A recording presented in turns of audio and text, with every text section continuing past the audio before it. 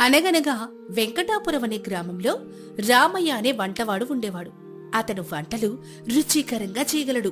అలాగే నమ్మకమైన వ్యక్తి.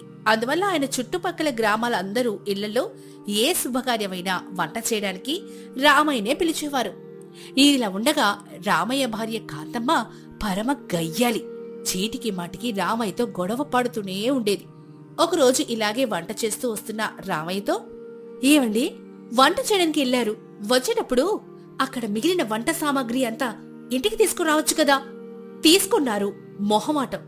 కాని మీరు మాత్రం ఎవరికైనా సహాయం చేయాలంటే ఊరికి చేసి పెడతారు. పని చేసే దగ్గర తెచ్చుకోకపోతే ఇంకెక్కడ సంపాదించుకుంటారు చెప్పండి అని కోపంగా రామయ్యనంటుంది. దాంతో రామయ్య, ఇదిగో కాంతం, నాకు మనవి కానివి నాకెందుకని అనుకునే వ్యక్తిత్వం ఉన్న మనిషిని. పైగా నేను పరాయి సొమ్ము పాము లాంటిది అని గట్టిగా నమ్ముతాను. అందుకే ఎక్కడికెళ్ళినా నా బాధ్యత పూర్తి చేయడం వరకే నాకు తెలుసు. పైగా ఇలా మిగిలిన సామాగ్రి అంతా తీసుకునొస్తే చూసే వాళ్ళకి అంత పద్ధతిగా ఉండదు. మరియు ఇన్నాళ్లుగా చేస్తున్న నా వృత్తికి మచ్చ ఏర్పడుతుంది. కనుక నువ్విలాంటివి ఆశలు పెట్టుకోవద్దు. అది నీకు మంచిది, నాకు మంచిది. అయ్యయ్యో అయ్యయ్యో, ఇప్పుడు నేనేమన్నాను? అంత పెద్ద మాటలు మాట్లాడుతున్నారు.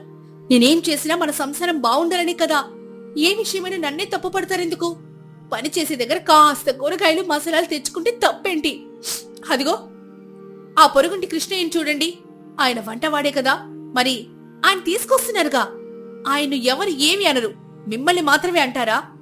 ఆయన సూటిగా చేత కాదు గాని చెప్పొచ్చు కదా. కాంతం, ఇరుగు పొరుగు వాళ్ళ సంగతి మనకెందుకు? అయినా ప్రతిసారి వంట నుంచి వచ్చేటప్పటికి ఈ గొడవ ఏంటి? నాకు ఇంట్లో నాకు ప్రశాంతత లేకుండా పోతోంది. ఛా అని విసుక్కుంటూ తన స్నేహితుడైన వీరయ్య దగ్గరికి వెళ్తాడు. ఒరే వీరయ్య, ఏం చేస్తున్నావురా? ఏదో పనిలో ఉన్నట్టున్నావు. కాస్త ఇలా రారా, కాసేపు కూర్చొని మాట్లాడుకుందాం. ఆహా రామయ్య, ఏమి లేదులేరా. నీకు తెలుసు కదరా, ఈ పనులన్నీ ఎప్పుడు ఉండేవే. చెప్పరా, ఏంటి సంగతులు? ముఖమేంటి ఏదో కోల్పోయినట్టుంది? ఏమైందిరా? ఏం చెప్పండి నా బాధ. రోజు రోజుకి కాంతం నాతో గొడవ పెడుతోంది. వంట చేయడానికి వెళ్ళినప్పుడు అక్కడ మిగిలిన సామాగ్రి తీసుకురానందుకు నాకింట్లో మనసు శాంతిగా ఉండలేకపోతున్నాను వీరయ్య. ఒరే రామయ్య, ఈ మాత్రం దానికి ఇలా చింతిస్తున్నావా? నా చెల్లెలు కాంతం చిన్నపిల్ల మనస్తత్వం రా, అందుకే అలా అడిగినట్టుంది. అయినా ఇవి ప్రతి ఇంట్లో ఉండే సమస్యలే. కొన్ని చూసి చూడనట్టు వదిలేయాలరా. అంతే అంటావా వీరయ్య? నీ చెల్లిలో మార్పు వస్తుందంటావా? ఏమోరా, నువ్వు ఇలా చెప్తుంటే నాకు నమ్మకం కలుగుతుంది. సరేరా, నేను వెళ్ళొస్తాను. అలా రామయ్య వీరయ్య ఇచ్చిన ధైర్యంతో కాంతంలో మార్పు కోసం ఎదురు చూడసాగాడు. అలా కొన్ని రోజులు గడిచిన తర్వాత ఒకరోజు రామయ్యకు ఆ గ్రామం జమీందారైన నారాయణరావు గారు కబురు పంపించారు. దాంతో అతన్ని కలిసిన రామయ్య, అయ్యగారు కబురు చేశారు. నాతో ఏమైనా పనొచ్చి పడిందా అయ్యగారు? ఆ రామయ్య, మా ఇంట్లో శుభకార్యం దగ్గరలోనే ఉంది. వచ్చిన అతిథులందరికీ మంచి రుచికరమైన వంటలు చేసి పెట్టాలి. డబ్బు ఎంతైనా పర్వాలేదు. సరే అయ్యగారు, చూస్తారుగా, మీకు మాట రాకుండా నేను చూసుకుంటాను. బాధ్యత నాది. మరి వెళ్ళొస్తాను అయ్యగారు. అలా రామయ్యకు జమీందారు శుభకార్యానికి వంట చేసే అవకాశం వచ్చింది. ఆ వార్త ఎలాగలా కాంతమ్మ తెలుసుకుంది. వంట చేయాల్సిన రోజు రానే వచ్చింది. దాంతో కాంతమ్మ రామయ్యతో, ఇదిగో రామయ్య, నువ్వు ప్రతిసారి వంట చేయడానికి వెళ్తావు గాని అక్కడి నుంచి ఏమీ తీసుకుంటావు. పోనీ నీకక్కడ చిన్న చిన్న పళ్ళు, కూరగాయలు తరగడం వంటి వాటిలో మీకు సహాయంగా ఉంటాను. నేను కూడా వస్తాను నీతో, కాదనకయ్యా. సరేరా, ఎలాగో ఇంట్లో ఖాళీగానే ఉన్నావుగా, అక్కడికి వచ్చి చూస్తే ఎంత కష్టం వంట చేయడం తెలుస్తుంది. అలా ఇద్దరు భార్యాభర్తలు జమీందారు గారి వంటకి వెళ్లారు. అక్కడ వంట చేయడానికి తెచ్చిన సామాగ్రి చూసి కాంతమ్మ కళ్ళు చెదిరిపోయాయి. మనసులో ఎలాగైనా కొంత సామాగ్రి ఎవరికి తెలియకుండా తీసేయాలని ఆలోచించేసింది. అక్కడ పనిచేసే చంటి అని కుర్రవాడు అదంతా గమనించసాగాడు. ఇంతలో, ఏవండి, ఈ కూరలో ఎందుకు ఇంత మసాలాలు వేయడం? కాస్త తగ్గించండి. ఆ సాంబార్లో కాయగూరలు తక్కువగా వేయండి. కూరలో కాచు పలుకులు తగ్గించండి, అప్పుడే మనకు మిగులుతాయి. ఇదిగో కాంతం, నా పని నన్ను చేయనివ్వకుండా ఏమిటి నీకు? అంతగా చేతనైతే నువ్వే చేయొచ్చుగా. ఇక్కడ అందరున్నారు, మనల్ని చూస్తుంటారు. ఇలాంటి పిచ్చి ఆలోచనలు మానుకుని తిన్నగా పని చేసుకోపో. హా సరే సరే పోతాన్లే అని ఇంటికెళ్ళిపోయింది. చంటి జమీందారు సేవకుడైన కనకయ్య గారికి, అయ్యా, ఇందాక వంట చేసేటప్పుడు నేను చూశాను. రామయ్య వాళ్ళ ఆవిడ అన్ని సామాన్లు తీసుకుంటోంది. పైగా రామయ్య కూడా ఈసారి వంటలు రుచికరంగా చేయలేదు. మన డబ్బంతా వృధా అవుతుంది. ఊరుకొచ్చండి, రామయ్య కోసం నాకు చెప్తావేంటి? ఆయన గురించి నాకు బాగా తెలుసు. బాగా వంటలు చేస్తాడు, మరియు నమ్మకస్తుడు. నువ్వేదో అపోహపడినట్టున్నావు గాని ఇవేవి పట్టించుకోకు, వెళ్ళి నీ పని చూసుకో. అలాగే అంటూ చంటి అక్కడి నుంచి జారుకుంటాడు. కాని కనకయ్య రామయ్య దగ్గరకొచ్చి, రామయ్య, ఈసారి నువ్వు చేసిన వంటలు అంత రుచికరంగా లేవే. అలాగే మేము తెప్పించిన సామాగ్రి అంతా ఇక్కడ కనిపించడం లేదు. ఎప్పుడూ లేని విధంగా చేస్తున్నావెందుకు? నన్ను క్షమించాలి కనకయ్య గారు, ఈసారి కుదిలేయండి. ఇలా ఇంకెప్పుడు జరగకుండా నేను చూసుకుంటాను. అలా రామయ్య వంట చేసుకుని అక్కడి నుంచి ఇంటికొచ్చేస్తాడు. వచ్చావయ్యా, చూసావా నేను ఎంత సామాగ్రి సమకూర్చానో? మన ఇంటికి పప్పులు, ఉప్పులు, మసాలా, అలాగే కూరగాయలు, ఇంకా ఇంటికి నెల రోజుల వరకు సరుకులు అవసరమే లేదు. చాలా డబ్బులు ఆదా చేశాను తెలుసా? నీ మూలంగా ఈరోజు వంట ముగిసిన తర్వాత జమీందారు సేవకుడితో మాటలు పడ్డాను. నేను ఎంత వద్దన వారించినా నువ్వు నా మాట వినడమే లేదు. ఇలా చేయడం పద్ధతి కాదు. పనిచేసే వాళ్ళ దగ్గర నమ్మకం పోగొట్టుకుంటాం. ఏంటండి ఎప్పుడు చూసినా నమ్మకం మంచితనం అంటారు? మీరైతే ఇన్ని సరుకులు ఒకేసారి తీసుకుని రాగలరా? నీతో వాదించడం నా వల్ల కాదు కాంతం. నేను నా దేవుడే మార్చాలి. నీ వల్ల నాకు అపఖ్యాతం చెప్పిన వినకుండా మళ్ళీ నీ ధోరణి నీదే అని విసుక్కుంటూ రామయ్య స్నేహితుడు వీరయ్య దగ్గరికి వస్తాడు. ఒరే రామయ్య, ఇలా వస్తున్నావేంట్రా? వంటకాయలు వచ్చేసావా? ఎలా అయింది శుభకార్యం? ఏం చెప్పమంటావు వీరయ్య, రోజు రోజుకి నా పరిస్థితి పెనం మీద నుంచి పొయ్యిలో పడ్డట్టయింది. అంత కష్టం ఏమొచ్చిందిరా? కాస్త వివరణ చేసి అర్థమయ్యేలా చెప్పురా. అదే నీకెప్పుడు చెప్తూ ఉంటానుగా మీ చెల్లై కాంతం గురించి. కానీ ఇప్పుడు సామాగ్రి కోసం నేరుగా నాతో పాటు వంటకి బయలుదేరుతా అంటుంది. వద్దు అంటే గొడవ, ఊహో అన్నా గొడవ. పైగా ఈరోజు వంట కూడా సరిగా కుదరలేదు. దాంతో జమీందారు సేవకుడు కనకయ్య వచ్చి నాకు చీవాట్లు పెట్టాడు. ఒరే రామయ్య, నీకోసం తెలుసు కాబట్టి ఏమనలేదు. నీ స్థితిలో మరో వంటగాడిని అయితే వదిలిపెట్టరు. ఎలాగోలా నువ్వే చెల్లై కాస్త మంచి మాటలు చెప్పరా. చెప్తే వినే రకం కాదురా మీ చెల్లై. పైగా పరమ సామాగ్రి పిచ్చి. దానికోసం ప్రతినిత్యం మా ఇద్దరికి పెద్ద గొడవ. అర్థమైందిరా. ఇలా అయితే కాలమే అన్ని నేర్పిస్తుంది చెల్లాయికు. నువ్వు కాస్త ఓపిక పట్టు. రామయ్య సరే అంటూ ఈసారి కూడా కాంతమ్మను క్షమించి వదిలేశాడు. అలా కొన్ని రోజులు ఇలాగే సాగుతూ ఉంటుంది. రామయ్య మీద నమ్మకం అందరికీ తగ్గుతూ వచ్చింది. కొన్ని నెలల తర్వాత జమీందారు గారి ఇంట్లో వంటకు మళ్ళీ రామయ్యని పిలిచారు. ఇదిగో రామయ్య, నువ్వు వంట బాగా చేయగలవని నాకు నమ్మకం ఉంది. ఏదో ఒక్కసారి పొరపాటు దొర్లుతూ ఉంటుంది. అది మళ్ళీ జరగకుండా చూసుకుంటే అంతా చక్కగానే ఉంటుంది. చాలయ్య గారు, గతసారి జరిగిన దానికి మీరు మళ్ళీ నాకు పనిస్తారు లేదు అనుకున్నా. నాకు మళ్ళీ పనిపించినందుకు ధన్యవాదాలయ్యా. సరే సరే రావయ్యా, చక్కగా దగ్గరుండి అన్ని చూసుకో. వంటలు అద్భుతంగా రావాలి. వచ్చిన చుట్టాలు బంధువుల దగ్గర మాట రాకూడదు. రామయ్య సరే అని అక్కడి నుంచి వెళ్ళిన తర్వాత కనకయ్య అక్కడికొచ్చి, అయ్యా, మీరు చేసిన పని ఏమిటి? గతసారి మన శుభకార్యంలో వంటలు రుచిగా లేవు. పైగా ఆయన ఇది వరకులాగా నమ్మకస్తుడిగా ఉండడం లేదు. చాలాసార్లు నేను గమనించాను. ఎంతమంది చూసిన వాళ్ళు చెప్తున్నారు. ఎప్పటినుండో అలవాటు ప్రకారం కబురిచ్చాను. ఈసారి సరిగా చేశాడో సరి, లేదంటే ఇకపై ఆయనకు పనిచ్చేదే లేదు. ఈసారి వంటలు నేను కూడా గమనిస్తాను. సరే అయ్యా, మీ ఇష్టం. మీరేం చేసినా బాగా ఆలోచించి చేస్తారని నాకు తెలుసు.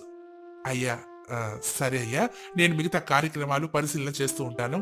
నేను వెళ్ళొస్తానయ్య అని అక్కడి నుంచి బయలుదేరాడు. అలా రామయ్య వంట చేశాక బంధువులందరూ భోజనాలు చేస్తూ సుబ్బారావు అనే అతను ఇలా అంటాడు. ఏం నారాయణరావు, నీ కార్యం అంటే భోజనాలు చాలా మంచిగా ఉంటాయి అనుకుందాం గాని ఏమిటి, ఎందులోనూ ఉప్పు సరిగా లేదు. అలాగే వేపుడు కూరల్లో కాజు పలుకులు కూడా లేవు. ఏవి సరిగ్గా లేవు. ఇలాంటి భోజనాలు ఏం పెట్టావు? అలా వచ్చిన వాళ్ళందరూ వంట బాగలేదని అనడంతో నారాయణరావుకి కోపం వచ్చి రామయ్యని పిలిపించాడు. ఇదిగో రామయ్య, నీ మూలంగా నా బంధుమిత్రుల దగ్గర పరువు పోయింది. ఇకపై నువ్వు ఎక్కడ వంట చేయడానికి వీల్లేదు.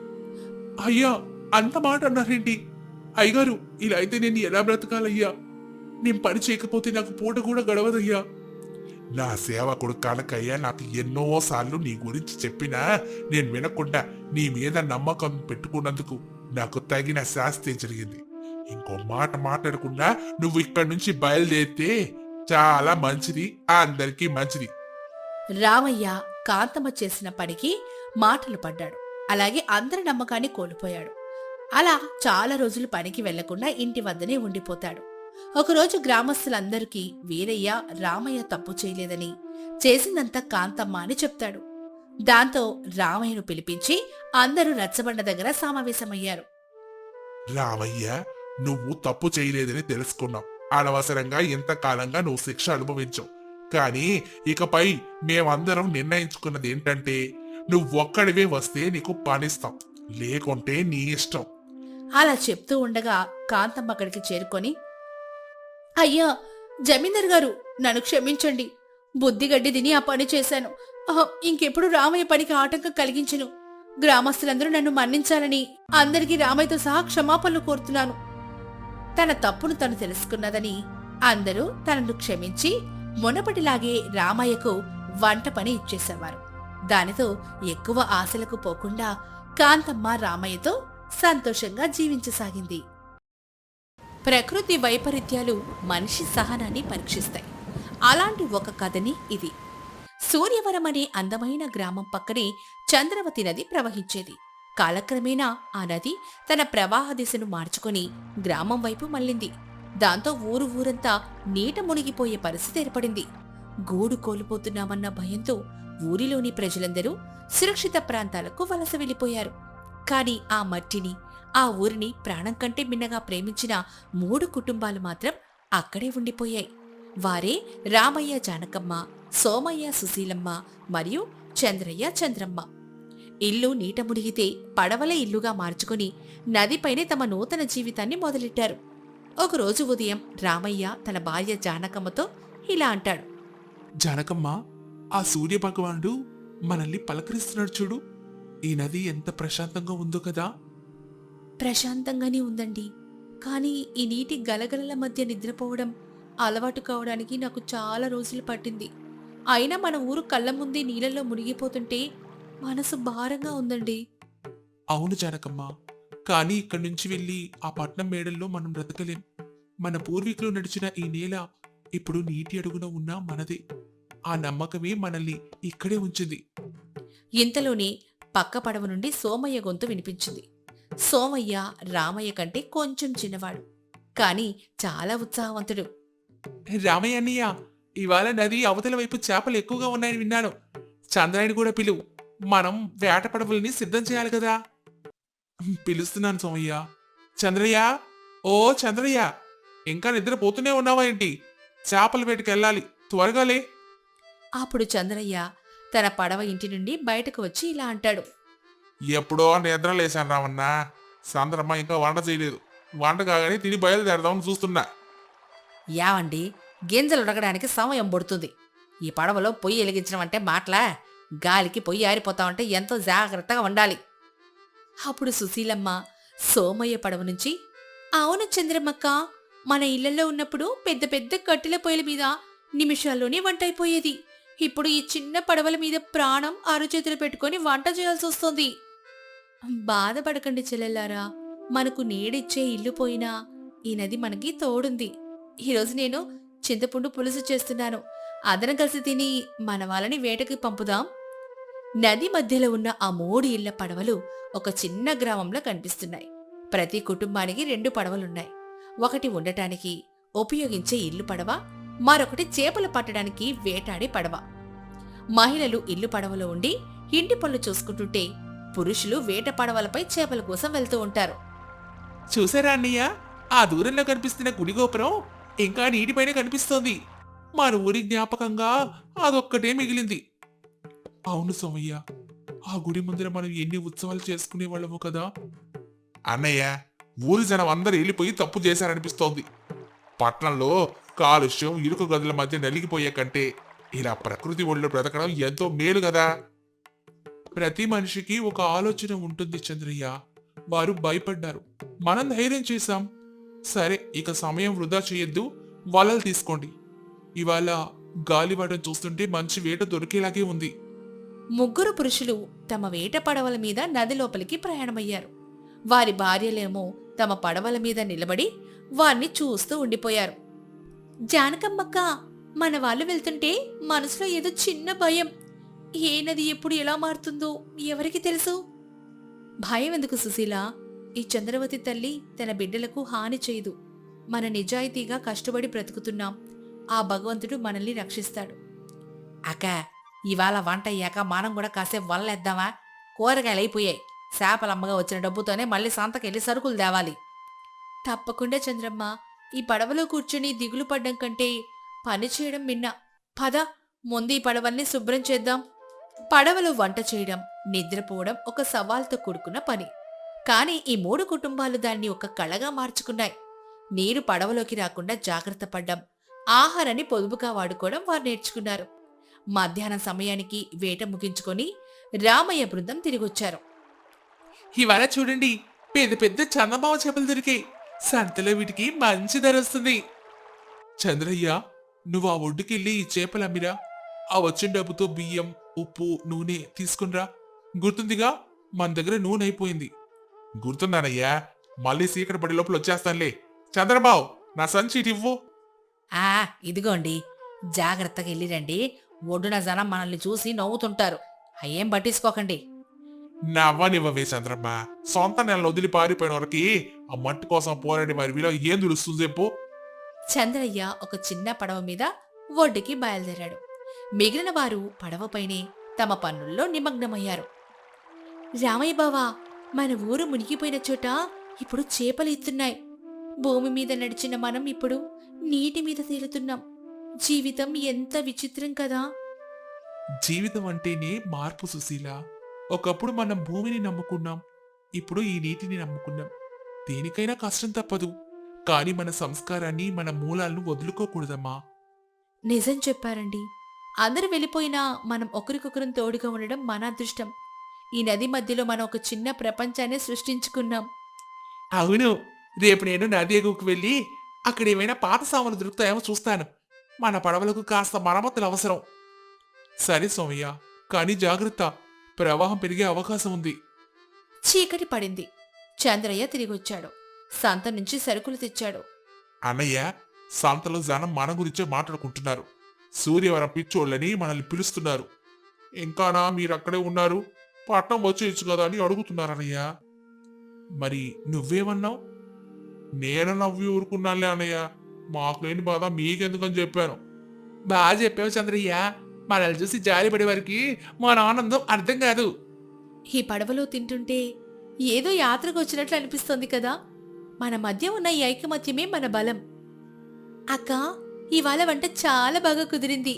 రేపు మనం అందరం కలిసి నది ఒడ్డున ఉన్న ఆ పాత మర్రి చెట్టు దగ్గరికి వెళ్దామా? అక్కడ కొంచెం నీడుంటుంది. సరే సుశీల, రేపు ఆదివారమే కదా, కాసేపు ప్రకృతిని ఆస్వాదిద్దాం.